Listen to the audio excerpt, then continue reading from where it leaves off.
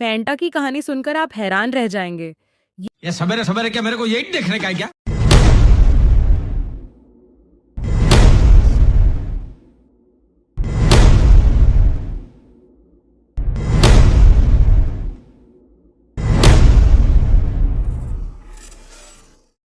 ये ड्रिंक किसी मस्ती भरे आइडिया से नहीं, बल्कि जंग की मजबूरी से पैदा हुई थी। में वहां के प्रमुख मैक्स कीट ने सोचा, जो है उसी से कुछ नया बनाया जाए। अलग अलग स्थानीय चीजों को मिलाकर एक नया पेय तैयार हुआ और 1940 में फैंटा का जन्म हो गया। इसका नाम भी फैंटेसी से आया, क्योंकि ये एक कल्पनाशील समाधान था।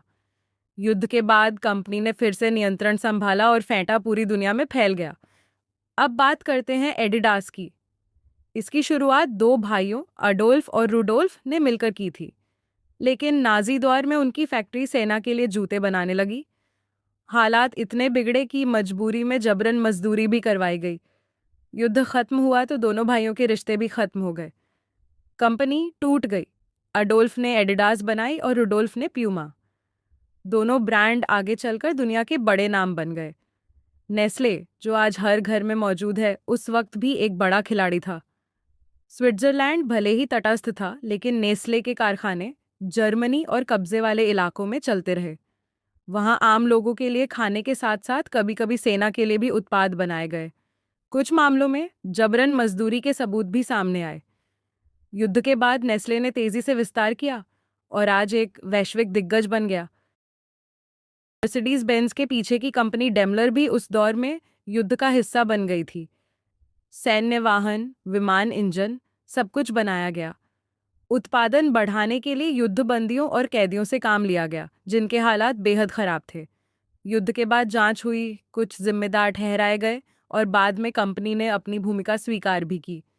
ह्यूगो बॉस, जो आज फैशन का बड़ा नाम है, उस समय नाजी वर्दियां बनाकर पहचान बना रहा था। एसएस, एसए और हिटलर यूथ जैसे संगठनों के लिए कपड़े तैयार किए गए।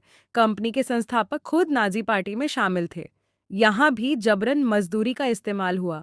युद्ध के बाद जुर्माना लगा, लेकिन कंपनी ने खुद को बदला और एक अंतर्राष्ट्रीय ब्रांड बन गई। वोल्क्सवैगन की शुरुआत ही नाजी योजना के तहत हुई थी, एक ऐसी कार बनाने के लिए जो आम आदमी खरीद सके। लेकिन युद्ध शुरू होते ही आम कारों की जगह सैन्य वाहन बनने लगे। यहाँ भी कैदियों और मजदूरों से जबरन काम लिया गया। युद्ध के बाद ब्रिटिश नियंत्रण में कंपनी दोबारा खड़ी हुई और आज दुनिया की सबसे बड़ी कार कंपनियों में गिनी जाती है। BMW उस दौर में कार नहीं, बल्कि विमान इंजन बनाने पर केंद्रित था। युद्ध के दौरान उसने बड़े पैमाने पर सैन्य उपकरण बनाए। उत्पादन के लिए मजबूर मजदूरी का सहारा लिया गया। युद्ध के बाद कंपनी लगभग बर्बाद हो गई, लेकिन धीरे धीरे संभली और अपने अतीत को स्वीकार भी किया।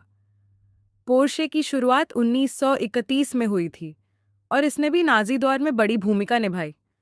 शुरुआती प्रोजेक्ट्स में आम जनता के लिए कार डिज़ाइन करना शामिल था, जो आगे चलकर मशहूर बनी।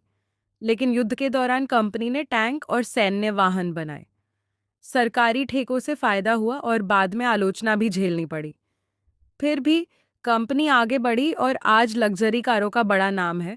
इन सभी कहानियों में एक बात कॉमन है। तो रुको जरा, सब्र करो।